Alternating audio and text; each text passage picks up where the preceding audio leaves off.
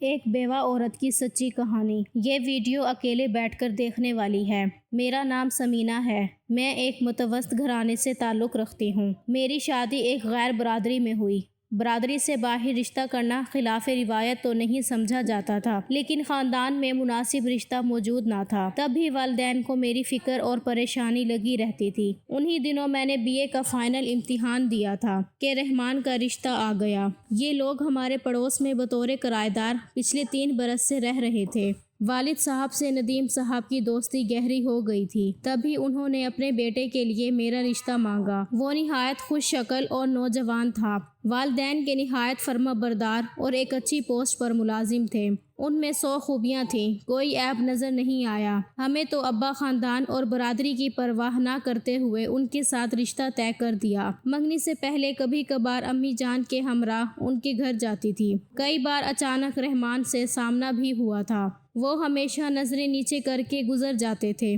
سچ کہوں تو وہ مجھے واقعی میں بہت اچھے لگتے تھے، تاہم کبھی بات کرنے کا موقع نہ ملا تھا۔ جب امی سے سنا کہ میرا رشتہ رحمان سے طے کر دیا گیا ہے تو میں بہت ہی خوش ہوئی۔ میرا دل باغ باغ ہو گیا۔ اللہ نے بن مانگے دل کی مراد پوری کر دی تھی۔ ابا اس رشتے پر بے حد مطمئن و پرسکون تھے۔ ان کے خیال میں اس سے بہتر رشتہ ملنا محال تھا۔ جان پہچان کے لوگ تھے۔ شادی کے بعد ابا کے گھر کے ساتھ والے گھر دلہن بن کر رخصت ہو گئی۔ اگرچہ مائکے قریب تھا، لیکن بلا وجہ آنا جانا نہیں رکھا تاکہ ساس سسر کو کسی قسم کی کوئی شکایت نہ ہو۔ امی بھی کمانے جاتی تھی۔ صرف چھوٹی بہنیں دن میں ایک بار چکر لگاتی تھیں، کیونکہ وہ مجھ سے بہت پیار کرتی تھیں اور شادی سے قبل ساتھ ہی سویا کرتی تھیں۔ اپنے آپ کو اب تنہا محسوس کرتی تھی، اس لیے دن میں ایک بار ضرور ملنے آتی تھی۔ سسرال والے اچھے لوگ ضرور تھے، ان کو میرے مائکے جانے پر کوئی اعتراض نہ تھا۔ خیر شادی کے بعد اللہ تعالیٰ نے ایک بیٹے سے نواز دیا، جس کا نام میرے سسر نے ایان رکھا۔ پھر اس خاندان کے گھر کا پہلا بچہ تھا۔ سب کی آنکھوں کا تارا اور دل کی ٹھنڈک۔ میری ساس اس کو دیکھ دیکھ کر جیتی تھی۔ رحمان کی وہ جان تھا۔ ایک لمحے کے لیے بھی وہ خود کو بیٹے سے دور نہیں کرتے تھے۔ بہت دن تک خوشنما اور خوشیوں بھرے دن گزر رہے تھے کہ اچانک ایک روز رحمان گھر آئے تو چہرہ اترا ہوا تھا۔ میں نے پوچھا کیا بات ہے؟ آپ بجھے سے ہیں، دفتر میں کوئی بات ہو گئی ہے کیا؟ کوئی پریشانی ہے؟ کہنے لگے نہیں یہ بات نہیں ہے، لیکن ایک بری خبر ضرور ہے۔ میرا تبادلہ مشرقی پاکستان ہو گیا ہے، وہاں حالات صحیح نہیں ہیں، لہٰذا آپ لوگوں کو ساتھ نہیں لے جا سکتا۔ تمہارے اور ایان کی جدائی سے پریشان ہو رہا ہوں۔ ساس سسر نے جب بات سنی تو وہ بھی پریشان ہو گئے۔ رحمان کا تبادلہ ہوتا ہی رہتا تھا، جانا تو تھا ہی۔ فکر کی بات یہ تھی کہ ان دنوں مشرقی پاکستان میں ہنگامے زور پکڑنے لگے تھے۔ بہرحال رحمان نے وہاں جا کر اپنی خیریت کی اطلاع کر دی اور کام میں مشغول ہو گئے۔ میں اپنی ساس کو خالہ کہا کرتی تھی۔ خالہ جائے نماز پر بیٹھی بیٹے کی خیریت کے لیے دعاگو رہنے میں لگی رہتی۔ میں بھی ہر نماز کے بعد رحمان کی خیر و عافیت کی دعا کرتی رہتی تھی۔ ان کو گئے ابھی چند ماہ ہی تھے کہ وہاں حالات خراب ہونے لگے۔ نیوز اخبارات میں ایسی ہولناک تصاویر شائع ہوتی تھیں کہ دیکھ کر رونگٹے کھڑے ہو جاتے تھے۔ اپنا کوئی عزیز ایسے حالات میں گھر جائے تو دل کا کیا حال ہوتا ہے۔ رحمان ادھر تھے، یہی سوچ کر زور سے دل دھڑکنے لگتا تھا کہ اللہ آج کا دن خیر سے گزر جائے، لیکن خدا کو کچھ اور ہی منظور تھا۔ حالات بہت خراب ہونے لگے۔ رحمان کی طرف سے بھی یکایک رابطہ ختم ہو گیا۔ پھر ان کی کچھ خبر نہ ملی، یوں سمجھ لیں کہ وہ گمنام ہو گئے۔ میرا تو حال ہی نہ پوچھیں، جیتی تھی نہ مرتی تھی، زندگی ویران سی لگنے لگی تھی۔ ساس سسر الگ صدمے سے نڈھال تھے۔ ہمارے گھر میں ایک طوفان برپا تھا۔ ایک رحمان ہی نہیں، لاکھوں لوگ گمشدہ ہو گئے تھے۔ میرے ابا کے کچھ رشتہ دار انڈیا میں ابھی موجود تھے۔ ابا نے ان کو پیغام بھجوایا کہ آپ کسی طرح رحمان کا پتہ کروائیں۔ انہوں نے رحمان کا معلوم کرایا، مگر رحمان کا پتہ نہ چل سکا۔ البتہ اتنا معلوم ہوا کہ رحمان جس جگہ تھے وہاں کے لوگوں کی کثیر تعداد مغربی پاکستانی ہونے کے ناطے قتل کر دیے گئے تھے۔ سوائے صبر اور قسمت پر ماتم کرنے کے اور کیا ہو سکتا تھا۔ اتنے سال ساس سسر کے ساتھ رہی، پھر انہوں نے اپنے آبائی شہر کوٹ مٹھن جانے کی ٹھان لی۔ مجھ کو اختیار دے دیا، چاہو تو ان کے ساتھ چلو، چاہو تو اپنے والدین کے ہمراہ رہ جاؤ۔ اماں ابا نے صلاح و مشورے کے بعد فیصلہ کیا کہ میں انہی کے ساتھ رہوں اور ساس سسر کو جانے دوں۔ جب رحمان آئیں گے تو وہ ساتھ لے جائے گا۔ اس فیصلے پر کوئی اعتراض نہ کیا۔ میں اپنے بیٹے کے ساتھ اب اماں ابا کے گھر شفٹ ہو گئی۔ انہوں نے کرائے کا گھر چھوڑ دیا اور وہ لوگ کوٹ میٹن روانہ ہو گئے۔ رحمان اپنے والدین کا خرچہ اٹھاتا تھا۔ جب اولاد ہی نہ رہی تو ان کے والدین کو کرائے کا مکان چھوڑنا ہی تھا اور اسی وجہ سے اپنے آبائی گاؤں چلے گئے۔ ان کا خیال تھا کہ کم از کم وہاں مکان تو ان کا اپنا ہے اور کچھ رشتہ دار بھی ہیں جن سے مدد ملنے کی امید تھی۔ اب اوپر اپنی بیٹی اور نواسی کا اضافہ بوجھ بڑھ گیا۔ ابا کی آمدنی اوسط درجے کی تھی لیکن وہ انجینئر تھے۔ دبئی جانے کی کوشش کرنے لگے۔ خدا نے ان کی سن لی اور دبئی اچھی ملازمت کی آفر مل گئی۔ ابا جان مجھ کو اور امی کو چھوڑ کر خود کچھ بہترین کمانے کے لیے پردیس کی فضاؤں میں اپنوں سے دور جا بسے۔ رفتہ رفتہ ہمارے حالات بہتر ہوتے گئے۔ ابا نے اتنا پیسہ کمایا کہ ہم نے اپنا گھر خرید لیا۔ ہم لوگ نئے گھر میں شفٹ ہو گئے۔ اب زندگی کی ہر آسائش تھی لیکن ایک رحمان نہ تھے۔ ان کے والدین خط بھیجتے اور میں بھی ان خطوط کا باقاعدگی سے جواب دیتی تھی۔ ایان کی فوٹو بھیجتی تھی۔ ہر سالگرہ پر ان کا مبارک کا فون یا کارڈ ضرور آتا تھا لیکن رفتہ رفتہ انہوں نے مجھ سے رابطہ کم کر دیا اور آہستہ آہستہ ایک دن ایسا آیا جب رابطہ بالکل ہی نہ رہا۔ ابا پاکستان میں نہیں تھے اور میں کوٹ میٹن نہیں جا سکتی تھی اور وہ لوگ بھی مجھ سے اپنے پوتے سے ملنے نہیں آئے۔ ہم 3 بہنیں اور ایک بھائی تھا۔ چھوٹی بہن کا رشتہ طے ہو گیا تھا، اس سے چھوٹی ابھی پڑھ رہی تھی۔ ابا دونوں بہنوں کی شادی کے لیے رقم بھجواتے تھے۔ بھائی بھی کالج میں داخلہ لے چکا تھا۔ ابو کو گئے 5 سال گزر گئے تھے۔ ان کا ویزا ختم ہونے والا تھا۔ ہم ان کے لوٹ آنے کی شدت سے منتظر تھے کیونکہ چھوٹی دونوں بہنوں کی شادی بھی کرنی تھی۔ والد کے آنے کی سبھی کو بے حد خوشی تھی لیکن یہ خوشی جلد ہی ختم ہو گئی۔ ابا اٹیک سے دبئی میں ہی انتقال کر گئے۔ ابا کے آنے کی بجائے ان کا جنازہ ہی آیا ہے۔ یہ خبر ہمارے لیے کسی قیامت سے کم نہ تھی مگر خدا کی مرضی میں کس کا دخل ہو سکتا ہے۔ امی نے بہنوں کی شادی دھوم دھام سے کرنے کی بجائے اسے سادگی سے رخصت کر دیا۔ ایان اب بڑا ہو چکا تھا اور اسکول جانے لگا تھا۔ اسکول پہنچانے اور لانے کا ذمہ میں نے لے لیا اور میں نے ایک اسکول میں ٹیچر کی جاب شروع کر دی جبکہ بھائی صبح کالج جاتا اور شام کو ایک اکیڈمی میں پارٹ ٹائم جاب کرتا تھا۔ زندگی کی گاڑی دھکیلتے ہوئے گزر رہی تھی۔ سب کو یقین ہو چکا تھا کہ رحمان مر چکے ہیں۔ اگر زندہ ہوتے تو کبھی نہ کبھی ضرور رابطہ کرتے۔ ساری دنیا یہی کہتی تھی لیکن نہ جانے کیوں میرے دل کو یقین نہیں آتا تھا۔ میرا یقین تھا کہ وہ زندہ ہیں، کبھی نہ کبھی ضرور لوٹ کر آئیں گے اور ہم زندگی میں کسی نہ کسی موڑ پر ضرور مل جائیں گے۔ اس دوران میرے لیے کئی اچھے رشتے آئے۔ امی اور بہنوں نے سمجھایا۔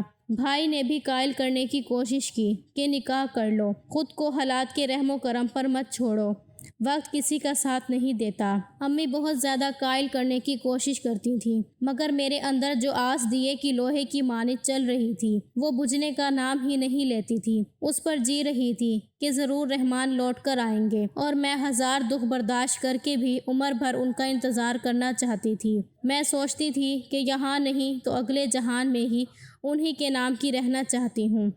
وقت گزرتا رہا۔ ایان نے 10 جماعتیں پڑھ لی۔ امی جہاں سے گزر گئی۔ بھائی نے تعلیم مکمل کر لی، ان کو ملازمت مل گئی اور پھر آخرکار شادی بھی ہو گئی۔ میری دونوں بہنیں اپنے گھر میں خوش تھیں اور میں بھائی کے پاس رہتی تھی۔ اس کے علاوہ کہاں جاتی؟ مکان والد صاحب نے ایک خریدا تھا اس لیے بھائی مجھ کو دربدر نہیں کر سکتے تھے۔ پھر بھی بھابھی بھی برداشت کر رہی تھی۔ میں ان کے رویے کی عادی ہو چکی تھی۔ بے رخی کو کھاتے میں نہ لاتی تھی۔ اپنی تنخواہ سے اپنے اخراجات پورے کرنے کی کوشش کرتی۔ اسکول میں پڑھاتے کافی سال گزر گئے تھے۔ پرنسپل بہت عزت کرتی تھیں کیونکہ دیانت دار اور محنت سے ڈیوٹی دیتی تھی۔ ایک دن میں پرنسپل کے پاس بیٹھی تھی کہ انہوں نے ذکر کیا کہ ان کے ایک کزن بنگلہ دیش میں رہتے ہیں۔ میرے کان کھڑے ہو گئے ہیں۔ میں نے درخواست کی کہ اگر وہ مہربانی کر سکتی ہیں تو کیا میں ایک بار وہاں جا سکتی ہوں؟ اب حالات تو بہتر ہو گئے ہیں۔ پاکستان نے بنگلہ دیش کو تسلیم کر لیا تھا اور لوگ ادھر سے ادھر سفر کر سکتے تھے۔ میری التجا انہوں نے ان سے فون پر بات کروائی، فہد بھائی کو ساری بات بتا دی۔ وہ بولے آپ بنگلہ دیش آ کر کچھ روز میرے یہاں ضرور ٹھہر سکتی ہیں اور رحمان کی تلاش میں میری مدد کریں گے۔ میرا مردہ دل پھر سے زندہ ہو گیا۔ میرے دل میں امید کی کرن جاگنے لگی۔ انہوں نے بنگلہ دیش بھجوانے کا انتظام کر دیا ہے۔ جبکہ ایئرپورٹ پر پہنچی تو بھائی لینے آئے ہوئے تھے۔ وہ مجھے اور ایان کو اپنے گھر لے گئے۔ رحمان کی ملازمت کے بارے میں کچھ کاغذات لائی تھی تاکہ صحیح طریقے سے تلاش میں آسانی ہوتی۔ 3 دن بعد انہوں نے بتایا کہ رحمان حیات ہے۔ ان کا ایک بنگالی دوست جو ساتھ کام کرتا تھا، اس نے رحمان کی نہ صرف ان ہنگاموں کے دوران حفاظت کی بلکہ جان بھی بچائی۔ اس شخص نے اپنے دوست خلیل کی بہن سے نکاح کر کے گھر بسا لیا ہے اور اب وہ خلیل کے ساتھ بزنس کرتے ہیں۔ رحمان کے بارے میں یہ سب سن کر مجھے اپنے کانوں پر ہی یقین نہ آیا۔ میں نے کہا فہد بھائی، کسی نے آپ کو اس کے بارے میں غلط بتایا ہے یا پھر یہ کوئی دوسرا بندہ ہوگا۔ وہ کہنے لگے بہن آپ میرے ساتھ چلیے، آپ کے شوہر جہاں رہتے ہیں اس جگہ کا پتہ لے کر آیا ہوں، ڈھاکہ چلتے ہیں۔ میں ان کے ساتھ ڈھاکہ چلی گئی۔ یہاں پہلے روز انہوں نے اپنی بہن کے ہاں قیام کیا جو ڈھاکہ میں رہتی تھی۔ اگلے روز ان کی بہن کے ساتھ ہم خلیل کے گھر گئے تھے۔ اس کی بیوی پڑھی لکھی اور مذہب تھی، بہت اخلاق کے ساتھ ملی۔ اس کی بہن نے بنگالی زبان میں باتیں کی، پھر ان کی نندوں کے بارے میں سوال کیا۔ وہ بولی ایک ہی میری نند ہے۔ کچھ سال پہلے اس کی شادی ایک مغربی پاکستان نوجوان لڑکے سے ہوئی تھی۔ پھر اس نے اپنے اس دوست کو کاروبار میں شریک کر لیا، کاروبار میں بہت ترقی کی۔ اب دوسرے ملکوں میں بھی ہمارا بزنس ہے۔ خلیل اکثر بیرون ملک بزنس کو سنبھالتا ہے، ان دنوں اٹلی گیا ہوا ہے، امید ہے کل پرسوں تک لوٹ آئے گا۔ پھر اس نے اس کی بیوی کو بلوایا جو قریبی مکان میں رہتی تھی۔ خوبصورت سانولی سیلونی، بہت پرکشش تھی، بڑی بڑی چمکدار آنکھیں۔ اس نے میرا تعارف کرایا، یہ انڈیا سے آئی ہے، میری کزن ہے۔ انہوں نے جان بوجھ کر پاکستان کا نام نہیں لیا، انڈیا کا کہا تھا کہ یہ لوگ بدگمان نہ ہو جائیں۔ فہد بھائی میرے ساتھ 2 دن بہن کے گھر رہے اور رحمان کا پتہ کراتے رہے۔ تیسرے روز بتایا کہ اگر رحمان سے ملنا چاہو تو میں ملوا سکتا ہوں، دوست کے ذریعے جان پہچان نکلوا لی ہے۔ میں نے کانپتی آواز میں کہا فہد اتنی دور اتنا لمبا سفر کس لیے کیا ہے؟ کیا بغیر ملے چلے جائیں گے؟ بہرحال اسی طرح انہوں نے ملاقات کا انتظام کیا۔ اپنی بہن کے گھر رحمان کو چائے پر بلوا لیا اور ان کو میرے سامنے لے آئے۔ رحمان نے مجھے دیکھا تو دم بخود رہ گئے۔ ان کو اپنی آنکھوں پر یقین نہیں آ رہا تھا، جیسے خواب دیکھ رہے ہوں۔ تب ہی میں نے ایان کو آواز دی جو دوسرے کمرے میں آیا تھا، ایان بیٹا آ جاؤ، دیکھو تو کون ہے؟ یہ تمہارے ابو ہیں جن کا ہم نے اتنے سال سے زیادہ عرصہ انتظار کیا ہے، آج خوش قسمتی سے مل گئے ہیں، لو گلے ملو۔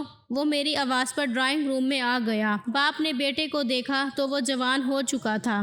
اپنی کرسی سے لڑکھڑاتے ہوئے اٹھے اور ایان کو گلے لگایا۔ اب یقین ہو گیا تھا کہ یہ میرے سرتاج ہیں۔ میں تو اسی گمان میں تھی کہ کسی دوسرے رحمان کا فہد بھائی نے پتہ لگایا ہے، لیکن نہیں، یہ وہی تھے جن کے انتظار میں میں نے جوانی کے 18 برس گزار دیے تھے۔ وہ سامنے بیٹھے تھے، مجھ سے واضح لہجے میں بولے زندگی بچانے کی خاطر مجھے دوست کی ہمشیرہ سے نکاح کرنا پڑا، ورنہ وہ لوگ مجھ کو مغربی پاکستان ہونے کی وجہ سے جان سے مارنے کا تہیہ کیے ہوئے تھے۔ بس یوں سمجھ لو کہ زندہ تو تمہاری اور ایان کی خاطر رہنا چاہتا تھا، لیکن یہ زندگی تم لوگوں کے کام نہ آ سکی۔ جنہوں نے جان بچائی انہوں نے ہی لے لی ہے۔ اب میں ایسی زنجیروں میں جکڑ چکا ہوں کہ توڑنا بھی چاہوں تو توڑ نہیں سکتا۔ میری 3 بیٹیاں ہیں، ان کو چھوڑ کر پاکستان نہیں آ سکتا، اور یہ پاکستان چل کر رہنے پر آمادہ نہیں ہوتے۔ کیا کروں؟ انسان سے تقدیر کیا کچھ کراتی ہے۔ آنکھیں پھاڑے میں ان کی باتیں سنتی رہی، کانوں پر اعتبار نہیں آ رہا تھا، لیکن حقیقت تو حقیقت ہوتی ہے۔ میں نے پوچھا سرتاج اتنا تو بتا دیں کہ آپ کی زندگی کے بارے میں آپ کے والدین کو علم ہے یا نہیں؟ وہ بولے ان کو علم ہے، وہ 2-3 بار یہاں ملنے بھی آ چکے ہیں۔ کچھ دن پہلے بھی میں پاکستان آیا تھا۔ امی بہت بیمار تھیں۔ ابو کی وفات پر بھی 4 سال قبل جانا ہوا تھا، لیکن آپ لوگوں سے کیسے ملتا؟ آپ لوگوں نے تو گھر ہی بدل لیا تھا۔ یہ کہہ کر شرمندگی سے سر جھکا لیا۔ میں کیا بتاؤں، دل پہ قیامت گزر رہی تھی۔ میرا بیٹا اس کی صورت تک دیکھنا نہیں چاہتا تھا۔ رحمان چاہتے تو ہمارے کسی رشتہ دار سے پتہ معلوم کر سکتے تھے۔ وہ ہمارے کافی رشتہ داروں کو جانتے تھے، لیکن انہوں نے جان بوجھ کر یہ نہیں کیا، کیونکہ اب وہ اپنی زندگی سے خوش تھے۔ اس زندگی میں پہلی بیوی اور پہلے بیٹے کی کوئی گنجائش نہ تھی۔ مجھ سے بولے تم بنگلہ دیش میں رہ جاؤ، لیکن وہاں جانا مشکل ہی ہوگا۔ یہ لوگ ابھی بھی مغربی پاکستان کے باشندوں کو قبول نہیں کرتے۔ مجھے بھی اپنی دوسری بیوی سے تمہیں چھپانا پڑے گا، ورنہ میری 3 لڑکیاں مجھ سے جدا ہو جائیں گی۔ میں نے ان کو یہ کہہ کر خاموش کروا دیا کہ رحمان مجھے یہاں نہیں رہنا، میں یہاں رہ بھی نہیں سکتی۔ یہ ہمارے لیے محال امر ہوگا، اور اس سے بھی زیادہ محال سوتن سے چھپنا۔ افسوس، میں نے تمہارے انتظار میں بہت سارے برس دکھ میں گزار دیے، اور ابھی بھی گزاروں گی۔ زندگی ہے ہی کتنی مختصر سی ہے۔ رحمان بہت نادم تھے، معافی مانگ رہے تھے۔ مجھے معاف کر دو، میں بہت مجبور تھا۔ کاش اپنی زندگی بچانے کی خاطر یہ سودا کرنے کی بجائے کسی خنجر کا وار سہ کر جان ہی دے دیتا۔ میرے پاس ان کو کہنے کے لیے کچھ باقی نہیں بچا تھا۔ رحمان نے کہا کہ تم کو اور بیٹے کو رخصت کرنے ایئرپورٹ تک چلوں گا۔ میں نے ان سے کہا آپ کی مرضی۔ ایان سے بہت باتیں کرتا رہا، لیکن وہ چپ بیٹھا رہا۔ مدت بعد باپ کو دیکھا تھا۔ جب یہ چھوڑ کر گئے تھے تو 1 سال کا تھا۔ بھلا 1 سال کے بچے کو کیا یاد رہتا ہے؟ جب ہم ایئرپورٹ پر پہنچے تو کہا تم چلو، میں بس آتا ہوں، کچھ ضروری کام ہے، وہ نپٹاتے ہی آ جاؤں گا۔ مجھے پاکستان آئے ہوئے 3 مہینے ہو گئے کہ رحمان پہلے میرے ماموں کے گھر گئے اور ان کو لے کر ہمارے گھر آئے۔ وہ ہر بار معذرت کرتے تھے، معافی طلب کرتے تھے اور آنسو بہانے لگتے تھے۔ زبان الفاظ کا ساتھ نہیں دیتی تھی۔ ماموں نے مجھے سمجھانے کی کوشش کی، زندگی تھی تو مل گیا ہے، بیٹے کی خاطر سمجھوتا کر لو۔ اپنے بیٹے کو بیرون ملک پڑھا لکھا کر اس کا بھلا کرے گا۔ پھر اس کی بھی 3 بیٹیاں ہیں، بیٹا یہی ایک ہی ہے۔ میں نے کہا بھلا ہم کیسے وہاں ان کے ساتھ رہ سکتے ہیں؟ اگر یہ ہمارے پاس رہنے سے مجبور ہیں تو ہم بھی بنگلہ دیش جانے سے مجبور ہیں۔ یہ روپیہ پیسہ کس کام کا؟ جس کو چاہا وہ نہ ملا تو زندگی جو باقی ہے وہ بھی گزر ہی جائے گی۔ ماموں سمجھ گئے کہ میرا دکھ کتنا ہے۔ رحمان واپس چلے گئے۔ 1 سال بعد ایان کو میڈیکل کالج میں داخلہ مل گیا۔ اس روز میں بہت خوش تھی۔ اب میرا بیٹا ایک ڈاکٹر ہوگا۔ اللہ نے مجھے ایان کی صورت میں مضبوط سہارا عطا کر دیا تھا۔ 1 سال کے دوران رحمان نے کئی بار فون کیا، لیکن میں نے بات نہ کی۔ میرا بھائی بات کرتا تھا اور فون رکھ دیتا تھا۔ میں کیسے بات کر سکتی تھی؟ وہ دل سے اتر چکے تھے۔ جی ہی نہیں چاہتا تھا کہ بات کروں۔ بھائی کو بھی کہہ دیا کہ مجھے ان سے بات کرنے پر مجبور نہ کریں۔ میں نے یقین کے ساری زندگی کے کٹھن دن گزارے، اور اب وہ یقین ٹوٹ گیا ہے۔ 1-2 بار بیٹے نے کہا کہ امی معاف کر دیں۔ شاید وہ اس وقت واقعی مجبور تھے، واپس نہ لوٹ سکے تھے۔ میں نے اسے بھی یہی جواب دیا، میرے بچے یاد کرو وہ دن جب میں ان کے انتظار میں نا امیدی کے گہرے اندھیروں میں ڈوب کر بھی زندہ رہی۔ لوگوں نے یقین دلایا کہ رحمان اب کبھی نہیں آئے گا۔ میں نے دل کی گواہی کی، کسی کا اعتبار نہ کیا، اور جس کا اعتبار کیا اس نے اتنے برس دھوکے میں رکھا۔ سسرال والوں کو خط لکھتی تھی تو وہ جواب نہ دیتے تھے، حالانکہ سب جان چکے تھے۔ سوچو اگر میں پرنسپل کا سہارا نہ لیتی، اگر فہد بھائی جیسے اچھے آدمی ہماری مدد نہ کرتے، اگر میں کبھی بنگلہ دیش نہ جاتی ہوں، تب کیا ہوتا؟ زندگی کی آخری سانس تک میں ان کا انتظار ہی کرتی رہتی۔ پھر اس کے ڈاکٹر بننے کا سن کر رحمان کا دوبارہ فون آیا۔ وہ صرف ایان سے بات کرنا چاہتے تھے۔ وہ ایان کی میڈیکل کالج میں ایڈمیشن سے بے حد خوش تھے۔ انہوں نے ایان سے کہا کہ وہ اپنا اسٹوڈنٹ ٹرانسفر بنگلہ دیش کروا لیں اور وہاں کے میڈیکل کالج میں تعلیم حاصل کریں تاکہ وہ اس کے سارے اخراجات اٹھا سکیں۔ ایان نے ان کی بات سن کر جواب دیا کہ آپ اصرار کر رہے ہیں تو مان لیتا ہوں، لیکن میں آپ کے پاس نہیں آ سکتا۔ میرے لیے سبھی کچھ اب میری ماں ہی ہے۔ میں ان کے بڑھاپے کا سہارا بنوں گا۔ ان کی خدمت میں رہنے کی سعادت سے آپ کبھی بھی مجھے محروم نہ کریں۔ یہ کہہ کر ایان نے فون بند کر دیا۔ فون سن کر جب وہ پیچھے مڑا تو مجھے کھڑا پایا۔ اس بار بھی میری آنکھوں میں آنسو تھے، لیکن یہ سکون اور خوشی کے آنسو تھے۔ میرا بیٹا میری طرف بڑھا، میرے آنسو پہنچے اور مجھے گلے لگا لیا۔ مجھے میرے صبر کا پھل میرے بیٹے ایان کی صورت میں ملا تھا، جو میرا بہت خیال رکھتا تھا، میری فرما برداری کرتا تھا۔ میرے لیے اس کا ساتھ ہی باعث راحت ہو گیا تھا۔ وہ مجھے سب لوگوں سے بڑھ کر تھا۔